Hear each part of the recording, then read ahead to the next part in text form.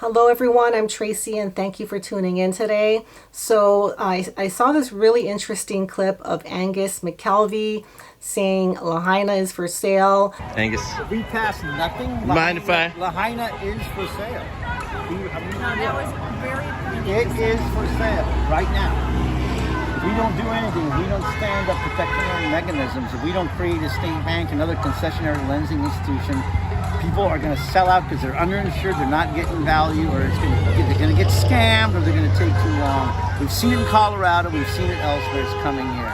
And this is important because we've got construction workers coming in who are going to be taking up rental housing, and their companies will pay in advance to lock all this down because that's what they do elsewhere. 4 months ago, we were talking about this. 4 months ago, Lahaina Strong said Project Thanksgiving, and now we're here, this. And he's referring to this potential land grab that he predicts is going to start happening soon because the insurance companies and the banks aren't being very cooperative to those who lost their homes, and the people that lost their homes are going to be forced to sell their properties at probably a pretty low price, and that's going to open up doors for investors and the state to acquire those lands. And then I'm going to show you Governor Green actually mentioned that when he was talking about the short-term rental bill that was recently passed. January is the month to get a lot of units for people, and I'm willing to go down any road that makes itself available. I'd even be willing, if I have the blessing of the legislature, to make acquisitions if they were fiscally sensible.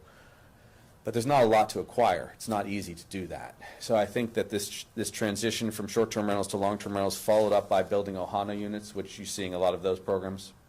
So I thought that was really interesting, and I did want to play some of the press conference that I thought were really interesting and important to know. He did give a lot of information, but I really wanted to point out that he did mention the state acquiring some of the lands potentially. Also, the fact that he's planning to ban short-term rentals altogether in mid-January if he doesn't get the 3,000 properties that are needed. Okay, so the timing of the nuclear hammer is sometime in mid-January if it's necessary. He refers to that as a nuclear hammer. I don't know how he came up with that term. If anyone can explain it, please leave it in the comments. It's just I thought it was a very odd way to refer to it. I've never heard of it before. It was really good to see the demonstration that happened yesterday. So I'm hoping that momentum will build and we'll see more of this stuff in the future. You know, people coming out, coming together to let everyone know that they are still fighting for their rights. They're fighting for housing. And I would really like if people will come out and demand for justice, because I do believe this was a planned attack.